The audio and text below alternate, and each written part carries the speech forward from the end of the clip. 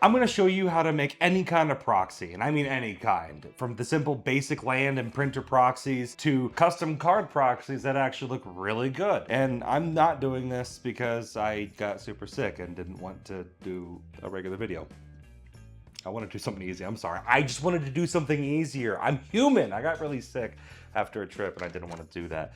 But I mean, it's honestly going to be pretty easy. I got all the prices and everything listed out for us, and we're going to be making a bunch of types of proxies. I'm going to show you exactly how you can do that with pretty much all these tools. And I'm going to tell you exactly how truly expensive it is to make proxies. It's not always free. It's kind of free. All right, so let's get it started. First thing we're going to be doing, these are the basic lands we're going to be using. For pretty much all of this stuff, I'm going to be under the assumption that your basic lands and pens and pencils and scissors and everything, you probably have them and they're free. But if not, add $1. I got all of this at the dollar store. So like, it was all like 10 bucks for all this stuff. And if you don't have a dollar store, then it's gonna be more.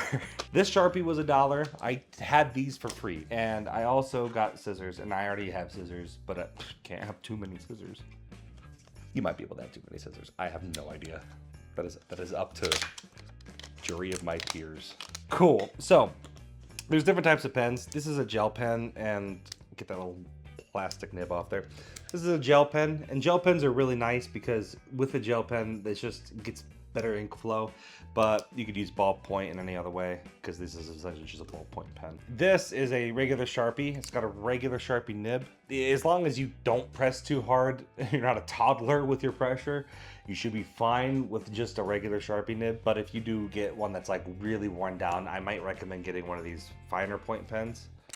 They stay really nice for a lot longer, so I can highly recommend getting these pens. These are my personal favorite for a specific type of proxy. I'll show you that in a minute because it's really fun. First thing I'm going to do is I'm going to start with the basic proxies because they're the simplest. How much did I say this? I said this was free. So I have my cheat sheet here. First ones, basics. You can pretty much find these anywhere, and I'm gonna call them free because if you want them and you don't have any cards at all, go to your local game store. They might have a free bin of basics. And if they don't have a free bin of basics because they know you're about to use them as proxies, then you could ask for a welcome deck and you don't tell them you're using that for proxy. Say you're about to teach your friend magic. I recommend getting the white, usually it comes with blue. There's also islands here, but like plains are the ones that are best for proxies because if you're going to be using a black Sharpie, you better be using the brightest freaking background that you can. Because if you're using black Sharpie on a swamp, there's a special place in Phyrexia for you. That's hell in magic terms. So the basic way to do this, pun intended, is to just write the card that you want. You want to give as much information as you can about the card on the proxy. So first thing I'm going to do is I'm going to take the planes and I'm going to just cross that out. I'm going to call this Black Lotus. Put that in the name so that people can see pretty easily exactly what card you're going for. If there's a cost to it, put it up there too. Give yourself enough room. But you can put that just underneath here.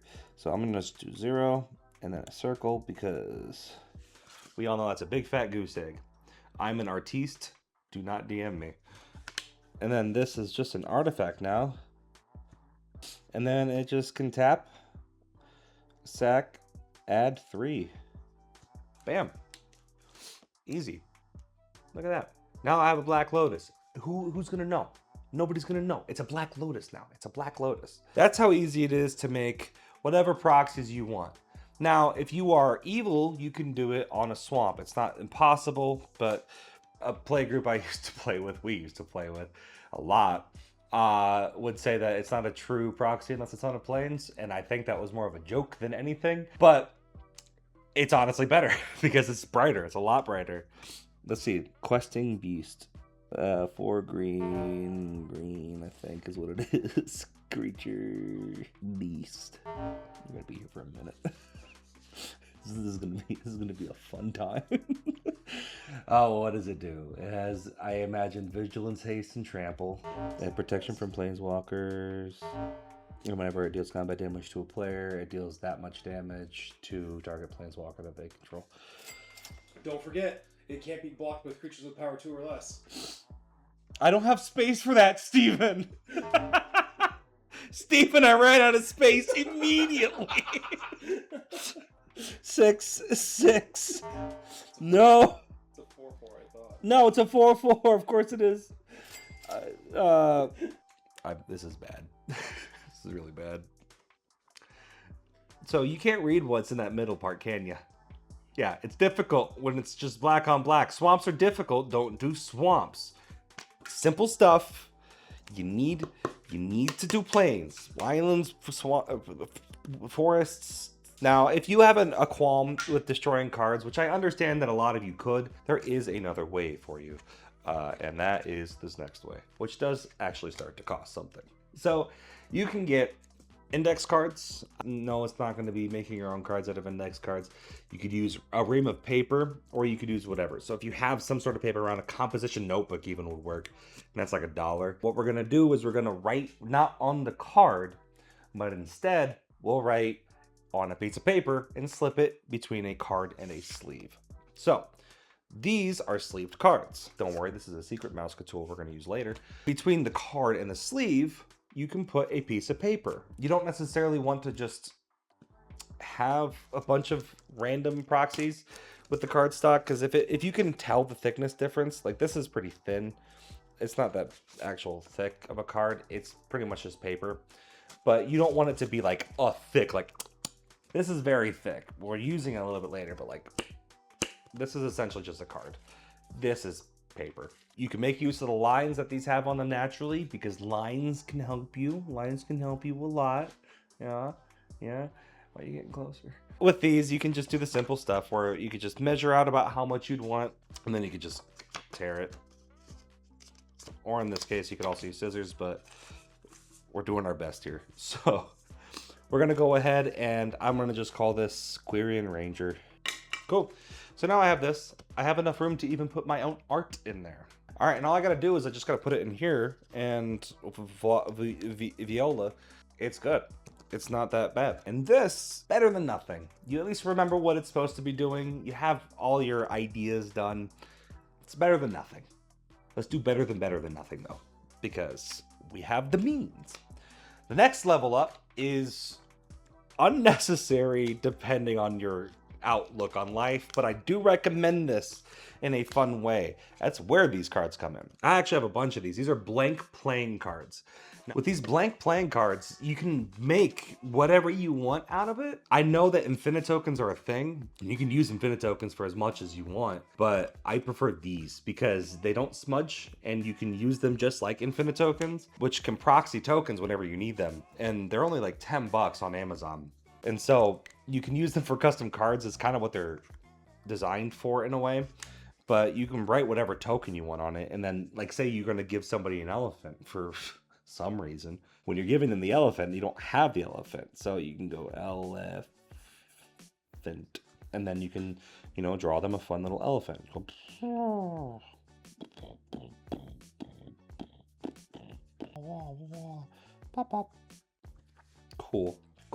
And so while the turn was progressing, they were listening to you make totally normal noises. And you give them an elephant. Elephants are nice. Elephants are very nice. So that's a fun way to make a token. You could also do the same thing, same concept, just write the card on it and put it in. But I'd probably save those more for tokens. And for another secret tool we're using for later. Wow, things compound in this video. It's almost like I scripted out a video about proxies. The next thing we're going to talk about is the next upgrade. And this is what most of you would do. And this involves a printer. If you don't have a printer, and you don't want to buy a printer, you don't have to buy a printer. You can buy a service from like Staples. When you're going to make your proxies, you have two options for when it comes to printing proxies. You have the correct option, which is mtgprint.net. There might be others like it, but this is my own. mtgprint.net will give you normal cards. You don't have to do it in color. It's like half the price if you do it in black and white from Staples, but by half the price, I mean from like $8 to $4 for 12 pages, because most Commander decks are going to be 12 pages. And if you're going to Staples anyway and you're doing one-sided page thickness, quality doesn't really matter. The print does. If you're printing off just like a few things, sometimes it's just better to get your own printer. Depends on your cost-benefit analysis. Or If you're like me and you have a work that doesn't care what you print, just print out work. But you do it the right way, or you could do it the wrong way. Do not ever let me catch you using Moxfield's card print preview thing. Ever. I don't want to see it. Because most of you print it with this being like it saves on everything. It saves on ink. It saves on things. You can't use the full card art because it's illegal. If they cared, they know this exists. They know this exists. If they cared, this wouldn't exist. Neither would Moxfield.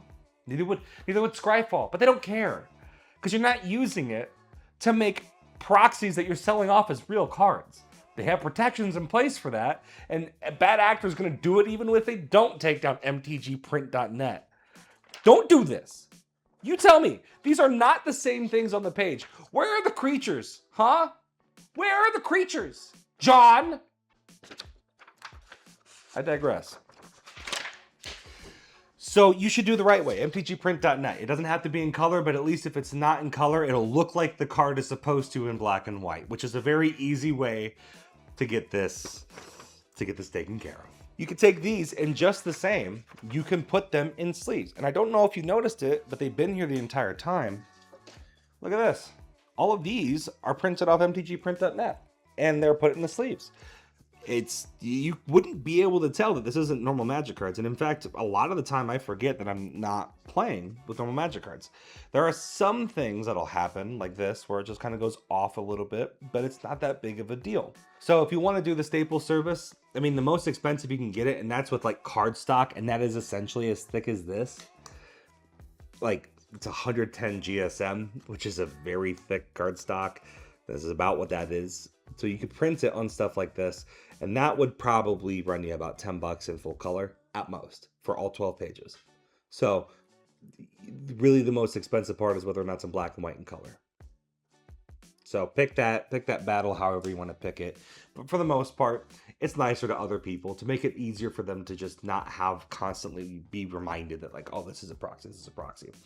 But that isn't to say that like you have to. Obviously, do whatever means you can. It's better to play with somebody playing the game than it is to have to wait for somebody to do it the way you want to play it. Right? John, I don't know why I'm picking on John here. John didn't do anything. Maybe he did. Coming for you, John. If you really want to do a different way to do it, you could do it at home with a printer. Now this, I highly recommend. I have the note here. This is a Canon Pixma TS3722 inkjet printer, right? Mine's a 3522, slightly different. But TS322 is essentially the same thing. It's just this, but like white top. And yeah, it's a $44 printer.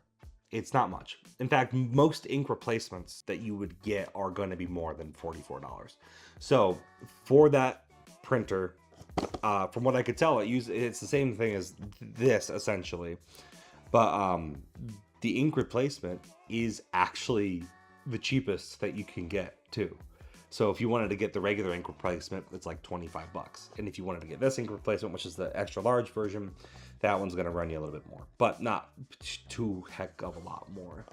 Obviously, they want to get the print of the price of the printer lower to get you in first. It's a scam. It's all a scam at this point. Everything's a scam. The other thing too is that if you're going to be putting any of this stuff in here, I didn't mention it before, but the Dragon Shield is essentially going to be like $13 to get the Dragon Shield anything.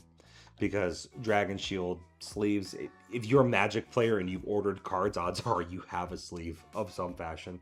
Or you're building a deck, hopefully you're playing with sleeves. But if you're not, you don't have to. You don't have to.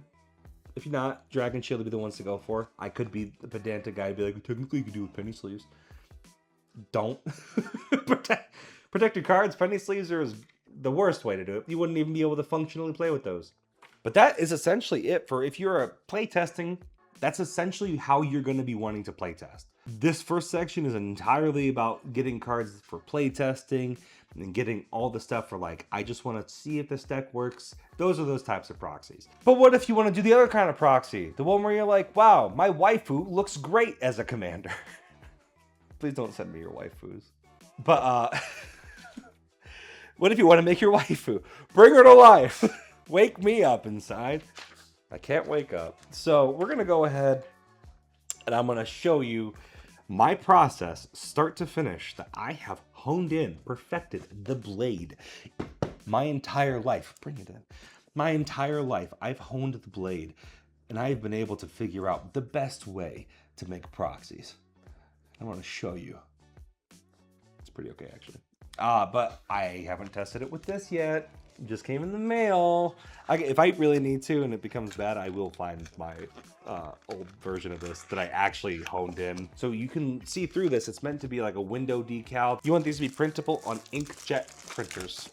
So we'll go here. So the reason why I like the other one is because it wasn't glossy, but it also had a little bit of a translucence to it, because if it's purely clear, it'll actually have an issue. Hold on, does this have a scour in the back? It does not.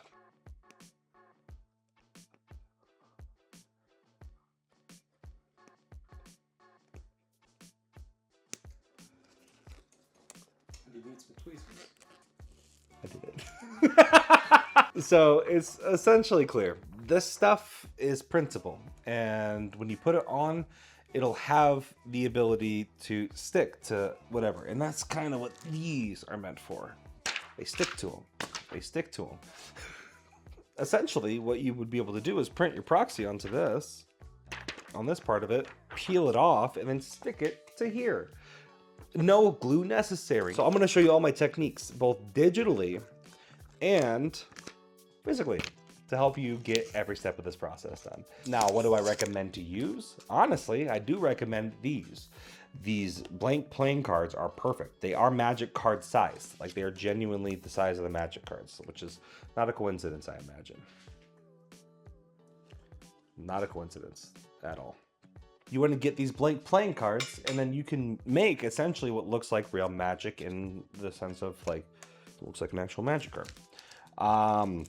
Otherwise, you can do what's called blanking foils. And blanking foils is a process.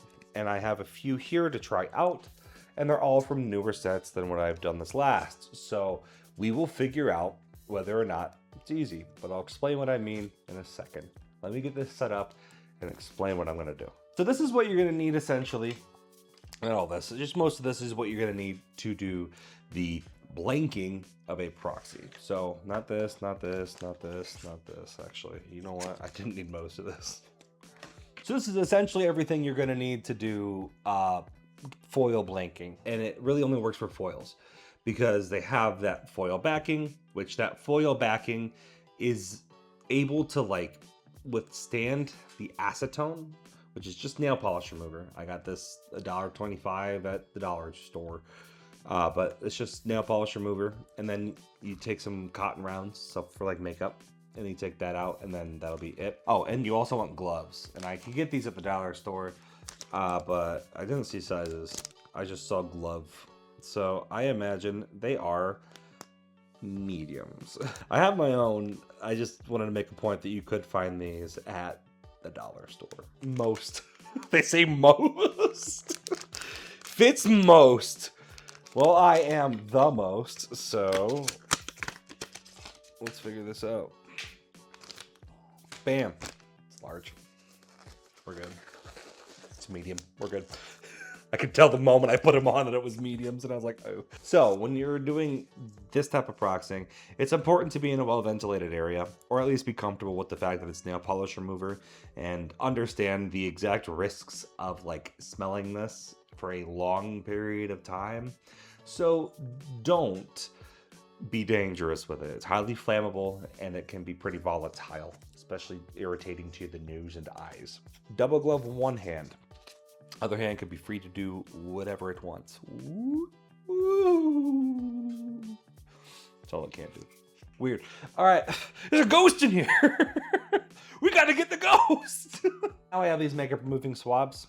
We want to make sure that we have as many of these as possible because we're going to go through them pretty quickly. The whole point is that to weaken the ink as it's bonded to the card, and then it'll come off pretty easily. Well, not actually. I'll show you in a minute. But it'll come off pretty easily and then leave the residue behind either on whatever's underneath it or on the swab. So I'm using a white thing here, and I don't necessarily care to get this damaged, But if you truly want to not have it damaged, get some of that printer paper or some like just copy paper or whatever, anything that you have, and place it down. Multiple layers. This stuff does soak through. Side note, there is a very non-zero chance that you might destroy these cards the first few times that you're going to be doing this. So I would be very careful and make sure that you're only doing this with cards that you don't need. Now, obviously, you don't want to damage and get rid of any cards that you will need, because that'd be stupid. And for some reason, different inks from different sets and from different times in Magic will have different ability to like get removed. What I have found in the past, and this is a side, this is an inside with Cody right now. You see, red Amonkhet cards, really easy to blank, like surprisingly easy. Really difficult? Thanks for asking. Theros, early Theros, white cards. I got frustrated because it went through the foiling and it went to the back of the... I saw the blue line in between. I was not happy. I do love the card-inspired tinkering, but personally, this is from my own collection. But I don't really play in paper Magic anymore. For the most part, I do what you saw, where I just proxy them if I'm going to play them in paper, because I'm testing out the new decks for the channel pretty much all the time. So it's not feasible to constantly go through my collection or anything else and get that. So if you see me with a card, it's because I like the card or I don't know I have the card. To me, it's just cardboard. Be very careful. Again, on the eyes, I don't recommend doing this. And if you are of the age where arts and crafts needs to be supervised, please be supervised. So like if you're our friend Arumadil, please be supervised. I'm gonna pour it into the cap here, and you can smell the acetone immediately. So you're just gonna a little bit in the corner here, not too much, and then you can circle around. As you can see, ooh, it's easy, it's easy. I'm not putting a lot of pressure on. There is a bit of pressure, but I'm not putting a lot of pressure on. I'm staying very centered here, because if I go towards the edge, it'll bleed off the card and also get the back of it destroyed. You don't want to necessarily do that. So you just kind of dip a little bit and then trust the process, trust that the acetone is doing its job. You don't want to over soak, but you also want to make sure that you're good. This is just built up ink, so you don't want to necessarily leave that on there for too long. So because you're just going to push it around rather than actually get more acetone on it to pull away the ink. So just get a new fresh side on it and then just go for your round two. I just want to be careful with the amount of glovage I use, especially for the amount that I have from the dollar store. Do not run along like this, because when you go along, you're gonna just swipe the edge like a credit card 500 times, and that's gonna scuff it up, and on the back you're gonna actually get a very bright white line. People aren't trying to necessarily sit here and look at the backs of the cards. They're gonna be sleeved up for the most part. But you don't want to necessarily damage it too much, because the finer the edge, the better it looks. It's just a higher quality thing. So the way you would do it is you would take it and you just push off. Now this soaks, so you pull it back as you go a little bit too. Just a slight bit. And then you can see that black border is gone. Now it looks like an uncard.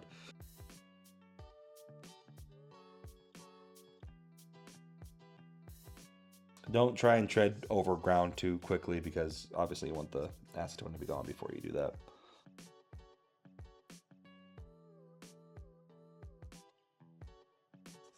No, well, funnily enough, it looks like the reds are actually going to be the most difficult part to get off this card.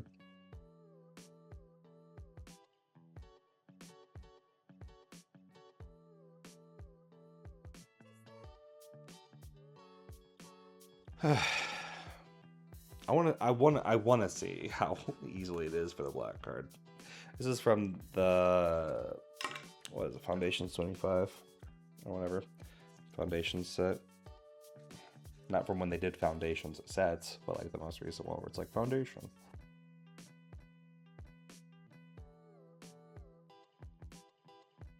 Yeah, well, that's a blank magic card. Is it really magic? Of course it is. The border is actually pretty nicely done too. Look at that.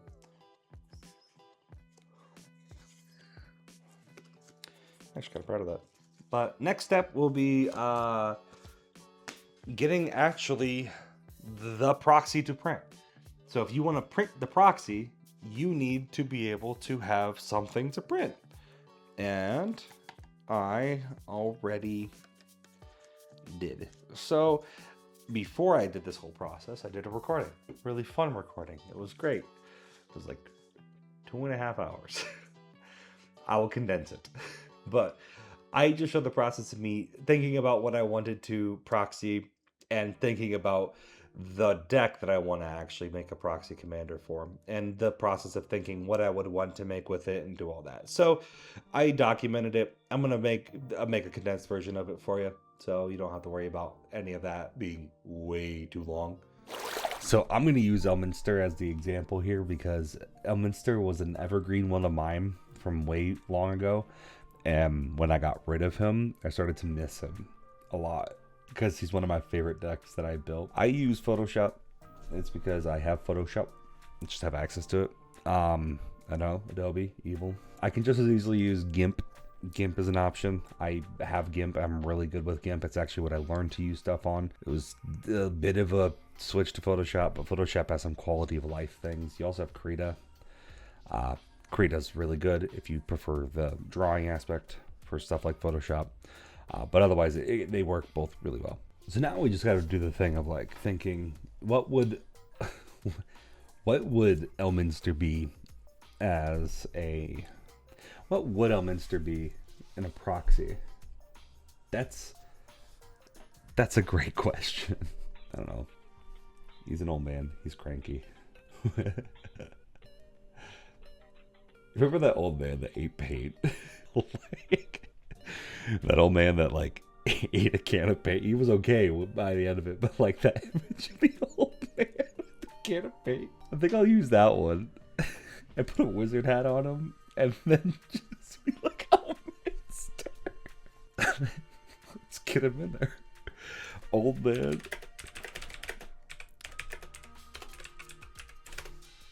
It's the old man who ate paint. We can go in and take this. So the first thing I'm going to do is I'm going to think, this image is too close up and tight. It makes it good. But because we're going to put a hat on him anyway, a wizard hat, that cut off the top of the head is not a problem. And in fact, the only thing that I'm concerned about being cut off is the elbow. So yeah, we want to find a way to get this part back into it. But I can easily get him silhouetted. The hair might be an issue, so it'll be fine. We'll be fine. We'll just put it in a lighter background.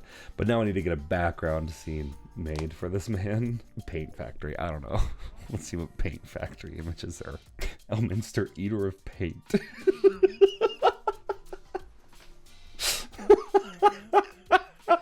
Instead of the factory, let's do the paint aisle. Yeah, that's better. Then we have a wizard hat that we want to use. So let's do a wizard hat. Ah, this is more what I wanted. Ooh, you were so close to not working. All right, I'm going to change the color of that by whatever I want to, but I'm just actually going to get that. Here we go. Cool. So we're going to go ahead and use these. So here we done go. Let's get this up here. So the next thing you're going to want to do is you're going to want to make a canvas, a new thing. All magic card arts, I mean the whole card is what I'm talking about, but all magic cards are 2.5 inches by 3.5 inches, and this one that I have is 72 ppi, which is pretty good. I mean, you can't really see much above. I'll just do 300. You know what? Let's really make it something, you know? So this would just have a lot more resolution in a sense, pixels per inch. Anyway, we're gonna get all of our stuff into here. And I know that you're gonna look at my stuff if you are professional photo thing people. yeah, I'm going to be rasterizing a lot of these images and flattening them and taking all the layers. And I know that you're deleting image quality if you take away the vectorization or whatever else it is. You can ask me if I care, and the answer is going to be no. Don't at all. I'm Wild West when it comes to editing. And if it matters to you that I'm losing information, then you do it yourself just so you can feel good about your decisions. I couldn't care less. Our star of the show. I'm going to make this image, and when you're making this, you have to be very careful. Your image will not exist here. It'll exist like here in this little box, because your actual card art is usually right about here. Even if you're doing full arts, you need a text box for a lot of cards. So your full art's going to be here. You don't want there to be a border. You want that to be a full art to the edge. Because if you start adding a border and a very defined black edge, what will happen is that very defined black edge will actually end up being thicker than the other side, and you'll notice that because you can measure it visually.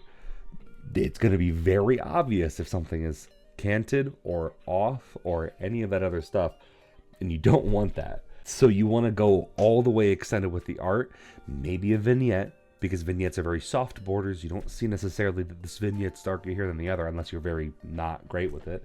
The vignette's just like a black shadowy type thing, so like it leads out into a shadow or into a white light. But you don't want to necessarily have a black border like you would in normal Magic cards, because it's very difficult to line up everything perfectly every time. You could. That's your hell. I won't stop you. We have our boy. And this is why I like Photoshop, is that you can select subject and it's just like, oh yeah, it's grandpa here. Here's kind of on point, actually. I kind of like that. All right, so now I'm going to get rid of that. I'm just going to create a masked layer. Anyway, now that we have another image, we can go ahead and get rid of this background. And if all I wanted to do was get grandpa alone, I've done it. But now I need to create what I want. So we're going to put grandpa in the paint tile. This is an example of what a card would be. All right, so we're going to go here, then we're going to go here. Oh boy.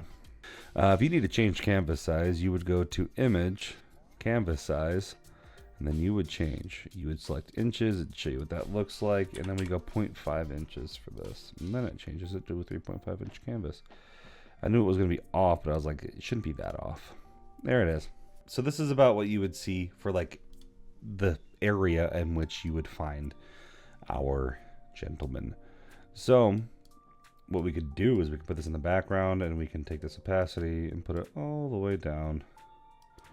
We can have a little idea of how that works. But we have this little ghost border of what is actually outside here. So now we know essentially where the art's going to have to be. So, and where we can hide stuff. So let's get this wizard hat in here. We'll immediately select subject. It should know that it's just a hat because it's the only thing that's not pure white. Get that out here.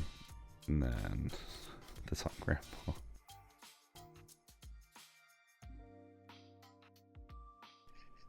Kind of works. Hold up. So let's go ahead and... God, it didn't say that he was hurt. I really hope it was okay. No, channels, adjustments. So I want to change this hat color just a slight bit to match the drab jacket. We'll do a curves adjustment as well.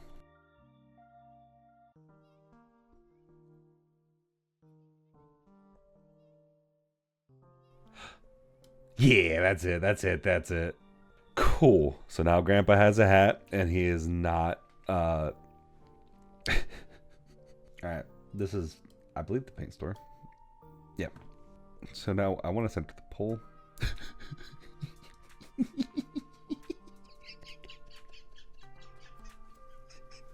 I imagine that they did so much to help with the world and everything around it. It is just a little unfortunate, however, that the one thing that I find hilarious about this man is the fact that he ate paint. Okay, for some reason it's not letting me section it, so I'm just going to go copy and paste.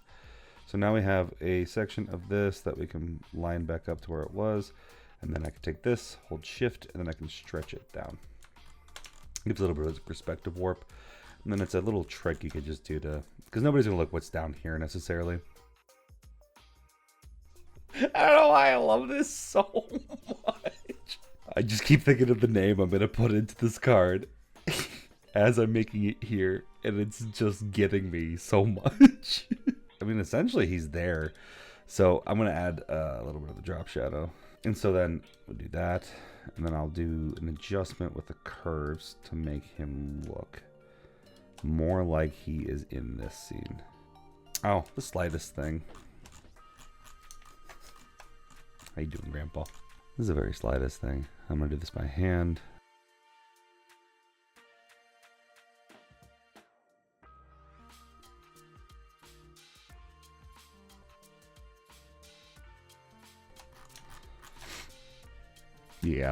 Yeah, that's good.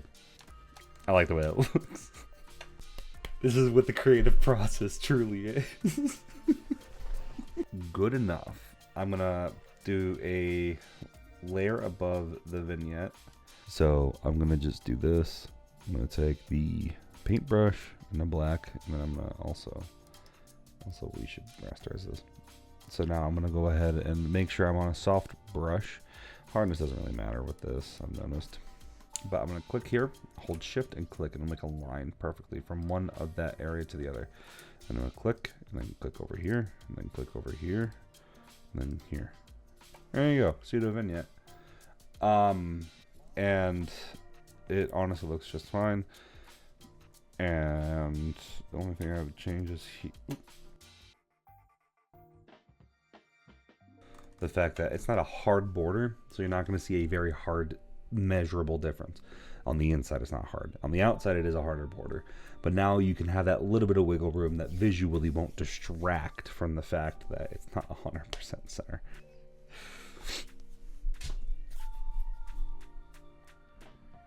I like where it's at. I like this. Okay, so this is how it's going to be. So you don't need the image here. We're actually going to come back to this in a minute. So now we're going to go to mtgcardbuilder.net. No, sorry, mtgcardbuilder.com. It's a commercial place. This is where I found the absolute best card designer. I like, hands down. Everything else always has something a little bit weird about it. This is the only one that I've seen that I'm like, it's essentially dead on. The UI is a little bit wonky at times, but I really love this. So now, with Elminster, it's an Azorius card, and it's a Planeswalker. So we're going to get a Planeswalker thing, and we're going to do this. So now it's half blue, half white. Let's see. White's on the left. So essentially you just want to pull up Elminster and Scryfall, so we'll do that. So there we go. So this is each of the different colors: colorless, white, blue, it's Oberg here, and then the gold frame. So it's left white. Let's just add the white frame to the card, and then with the blue, add right half to card. But that's just the pen line, this thing in here. What we need to do is we need to add this. We add just title. So this is where it'll change up here. Type, add that. What is that called? Frame. And so then we'll add that frame. There. That looks like Elminster to me. Let's actually look into an example of a borderless Planeswalker, because I don't want a border on this one. There we go. Found it. All right. Yeah, so there's already a borderless one. So we're going to go ahead and we're going to get rid of, honestly, let's just do this. Let's start from scratch.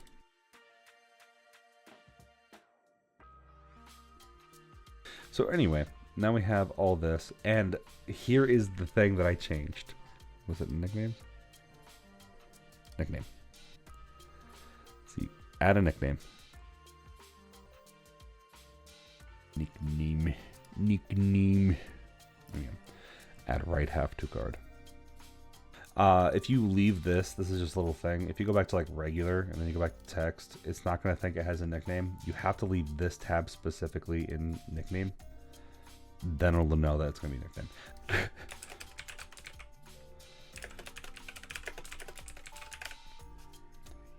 So I was thinking Eater of Paint, but Enemy of Paint. I kind of like Enemy of Paint. So I'm going to change this text color here.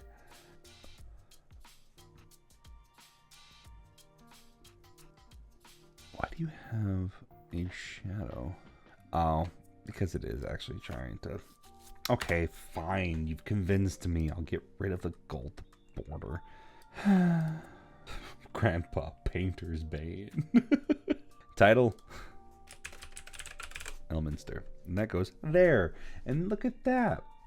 And from here, I'm just going to go ahead and make this easier, just for retention's sake. Honestly, it's just a lot of me figuring out how to put the abilities in, and it's not that difficult. You just find where it says abilities. Ability 1, I put that main box in there. And then 2 is the first one that's going to actually have an uptick cost, but I go through this whole process, figure this out. And then I realized that having the slightly transparent text box means that it won't cut off Grandpa's legs, which I was kind of banking on. So I had to go back in and create an entirely different version of it that had a completely opaque text box that then had the black text, and had to find some way to put the nickname back into it, which I end up doing by just printing it essentially as the card only text and then getting rid of all the text around it. So yeah, that's how I essentially came around that one. This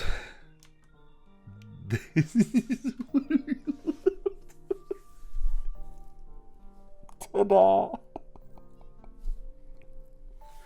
I've made something that I'm actually really happy I finally made. The only thing I'm going to do is I'm going to add a little bit of shadow behind the hat.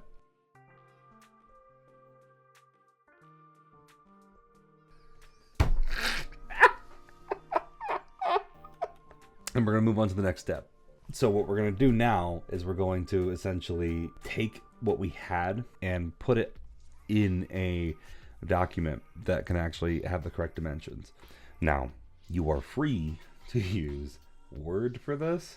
You have to pay for Word in order to use it. And in my opinion, Word is god-awful at image manipulation. It used to be fine. It's gotten a lot worse. So I would highly recommend using Google Docs just to get the initial bit of it done. I have a bit of a thing to talk about when it comes to Google Docs and exactly how useful it is. All right, so now here's how we're going to do this. So I'm going to take our Putty Elminster and put him in here. It's huge. This is not how big you want it to be. And we're going to go ahead and we're going to make this the size that we want it to be. We're getting there. Image options. So image options will go into here, size and rotation. So width, 2.5 inches. It usually would try and keep the aspect ratio. And then 3.5 is what it is. There. So this is correct. Now, your computer printer, the one that I recommended at least, does have safe margins, but you usually don't want to go too far outside of that, so it's not trying to like put the print head and flick off the edge of the page. You want safe margins so that just in case the paper is a little bit misaligned, it doesn't like mess up your print head. That's mainly it. For the most part, you don't need these margins to be this completely in there. So we're gonna go here, we're gonna grab here, and then these margins are gonna get a little bit shortened up. And with one thing, you want to wrap with text for the most part because it'll give you a lot more freedom to move this around where you want it to. So this should be fine. If it's not, we'll figure that out. You usually want to print out 2 on a page of the thing you're doing, especially if you're trying to like if you're not used to the process, maybe even 3. It'll be more ink, but you want to have that ability to just have it done right rather than having everything get lost just because you accidentally nicked the art of it, because the art does come off if you hit it wrong. I really need some tokens for this, don't I? Let me get a paint bucket with wings. How much time? I'm at 2 hours almost. I'm gonna make a pickup. I'm gonna make the paint bucket with wings. I'm just gonna do it.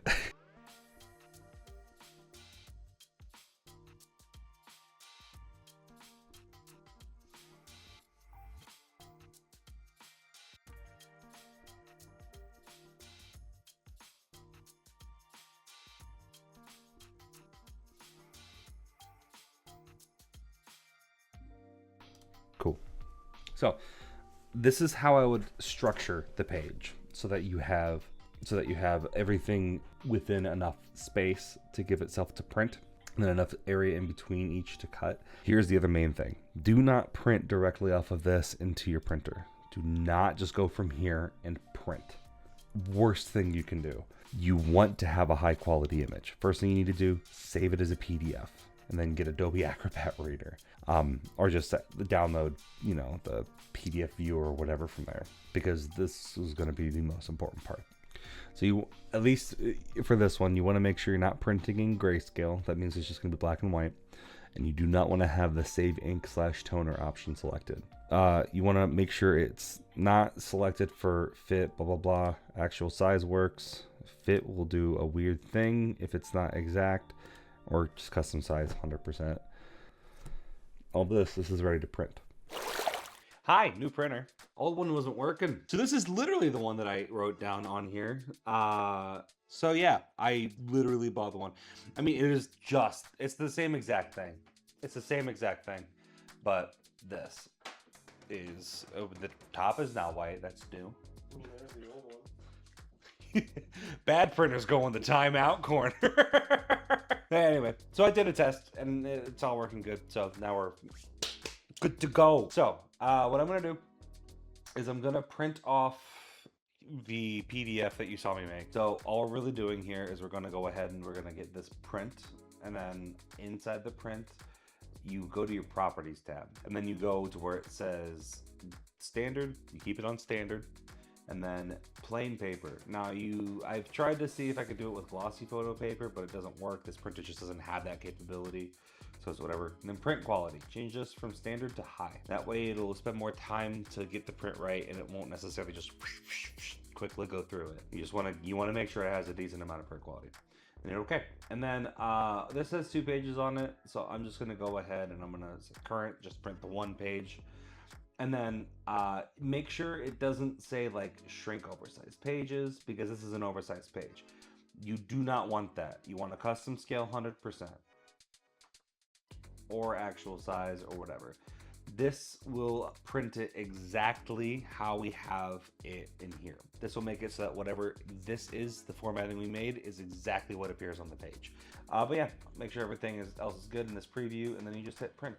Print. All right.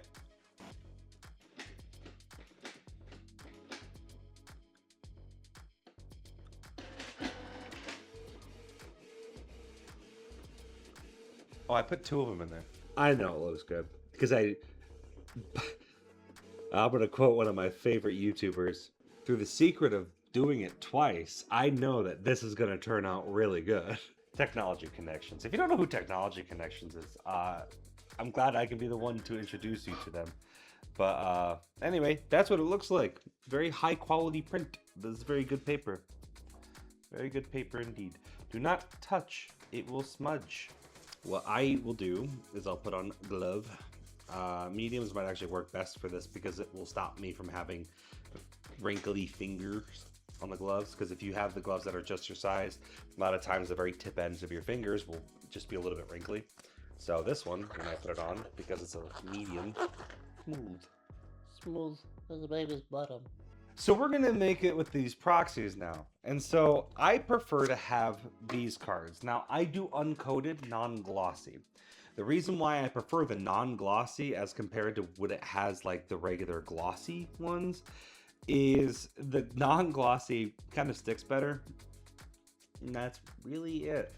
There's nothing else that I have for preference. I did a lot, actually, side note, I did a lot more of like these attempts of like seeing if I could print these on the pages as they came through, and it didn't really work out as well as I thought it would. A lot of them came out pretty damaged, but the best option ended up really just being print on these and bring it this.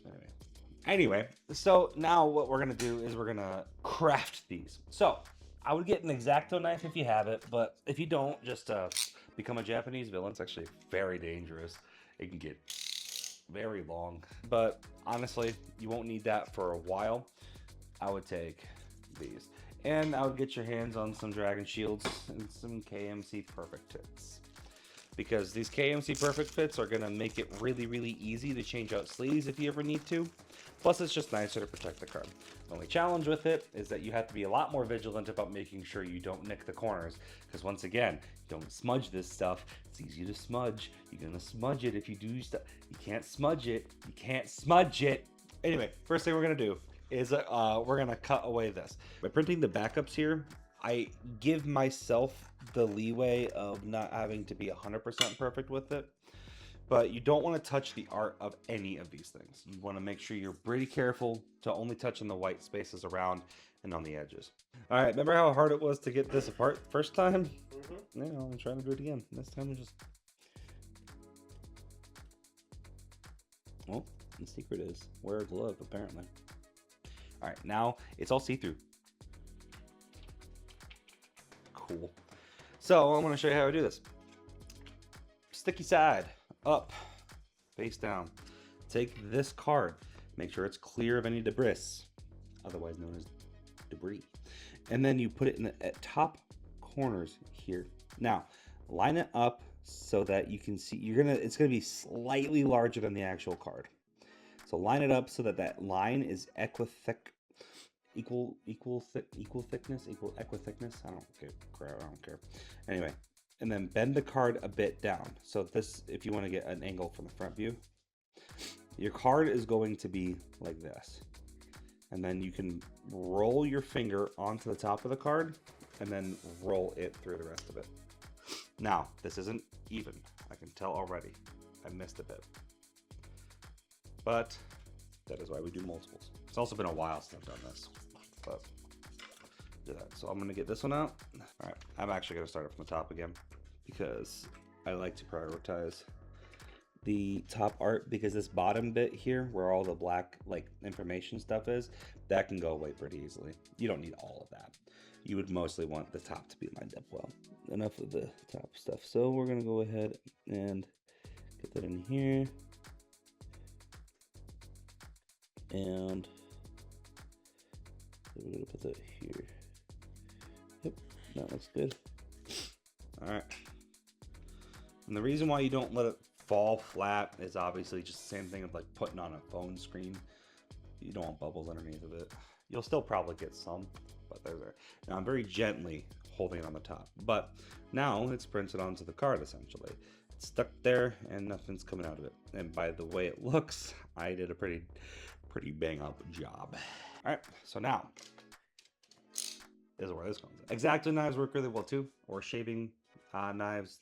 You don't want to necessarily use anything that isn't like a razor sharpness, because if you start using non-razors, like you can use scissors for the most part. You don't necessarily have to have them. And this would be an example. I'll just get that first bit done. So I'm very careful to not do too much, but you want to get there. So now you can get very close with the scissors, and then you take this and you just follow it along, and you kind of want this. Oh, let me get a better angle for the camera. Oh yeah, like that nice feeling when you get to like Christmas presents wrapping, and or just wrapping presents in general. It just slides along. I'm not cutting into the card, but it does feel like I am by just the nature of it scrapes against it. But I'm not, I shouldn't say I'm not at the angle to do it. It'll do it. But it's a lot. You'll notice a difference if you start cutting into the card. Oh, I actually took some card off with that. That's okay. Wabi sabi. So wabi sabi, Dad. So wabi sabi. Wabi sabi, Dad. Daddy wabi sabi. You just take off the edge, whittle by whittle. It's like whittling. I whittle, we will do it again. Sally, I'm a whittle child. Two grown men in a room, baby talking to each other. A little waggy. It's really well done. But this is the way that I've seen that is the most effective way to create these cards. Now, it's not quite done yet. Complete. You know what I realized I just did? Put it upside down. Yeah, put it upside down. It's fine though. I'll just put it upside down in this sleeve. But yeah, you can look at that. Look at the edges. Completely fine. Completely good. Has an absolute bomb guard. And the print quality, if you get closer even, is really, really nice. Pretty much use it for whatever. And if you were to give this as a gift to somebody, let them know that it's in a perfect sleeve, and then tell them when you give it to them, it's like you can take it out of its sleeve. Do not take it out of the perfect sleeve, because if they try and take this out, they're gonna destroy a lot of it, because this stuff smudges. I'll show you. This paper is really good. It doesn't smudge as much as I thought it would. That rhymed. But yeah, this stuff used to smudge a lot. Maybe it was just the cheapo stuff that I was using. Well, if you use specifically this brand, I actually quite highly recommend it. Joyeza. It was working really well. These proxies, I can actually highly recommend. Anyway, so I'm going to take this, cut that, 7:45. I have time. I'm currently recording this. I mean, if you're hearing this, hi, welcome to the channel. You've gotten pretty dang far into this video, or you've skipped to this part. Either way, you've gotten pretty dang far into this part. You should subscribe. It's fun. Shouldn't they subscribe? Yeah. Should they subscribe? Yeah. Yeah, they should subscribe. They should subscribe, because this part is probably what I think most people want to see, because the first bit's for really, really new people, and this bit will be for new people and for everybody. So, hi. Also, I'm recording this at a time I should be on the Discord call, because we have a Discord. It's free. It's in the description if you go to the website, and it'll be. It's awesome. It's honestly awesome. It's every single Saturday we do. It used to be Wednesday, but now it's Saturday. We do Discord game night, and essentially I'm just playing Magic with everybody in there. Last week I was in a different state doing something for YouTube, and I didn't have the opportunity to do the stuff because I was in the air actually at the time. But this time I'm just late because the printer, I had to go get a new one.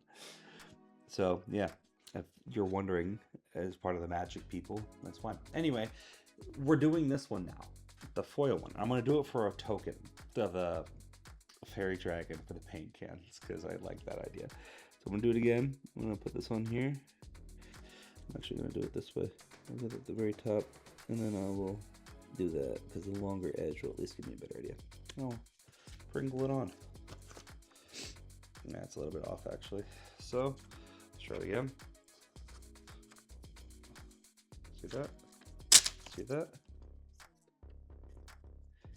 God, these are pretty freaking good. Slight bit down here, but that's only it.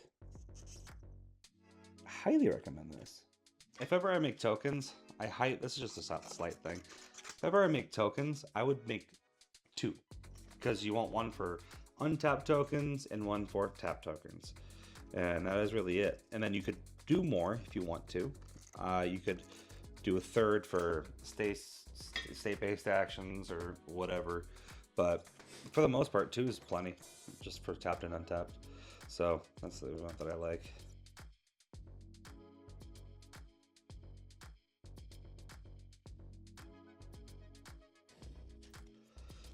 Not gonna lie, absolutely 1000% easier, similar quality. All right, cool, new record. But that is 100% how this is looking. I love it. It's actually really well done. I'm gonna do one final one, and then I'm gonna speed run this one. Ready? Go! It's not even an actual legal game piece. All right, there's that. Cool. So now my Elminster deck, I have genuinely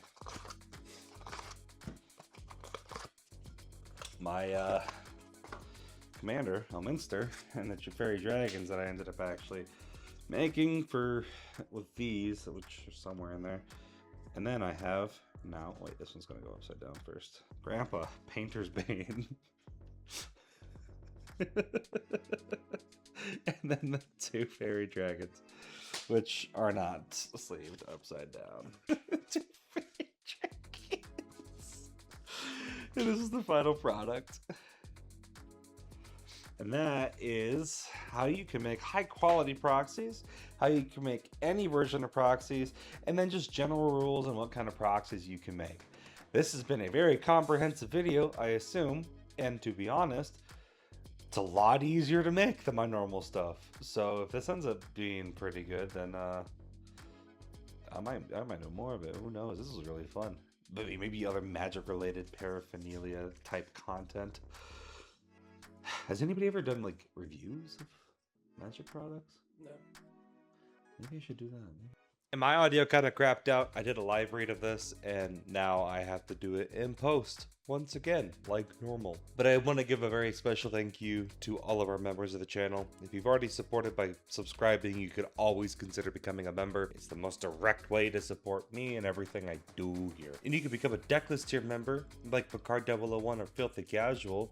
The last video was Filthy Casual's recommendation for that Decklist tier, so if you get a shot, check that out. But you don't have to. You could always be a higher power member, like Jennifer Griffith, Esselpor, Faraday, Angela Ryder, White Chill, Kudistofa Kusaba, Falopa, Charles, Peanut Butter Steve, A-Train, High Owl, or you could be a budget supporter, just really helping out the channel, throwing what you can my way. I really greatly appreciate every single one of you, and honestly, I probably wouldn't be able to do what I do without all your support. So thank you from the bottom of my heart. And if you want to see more stuff like this, go ahead and throw me a comment below.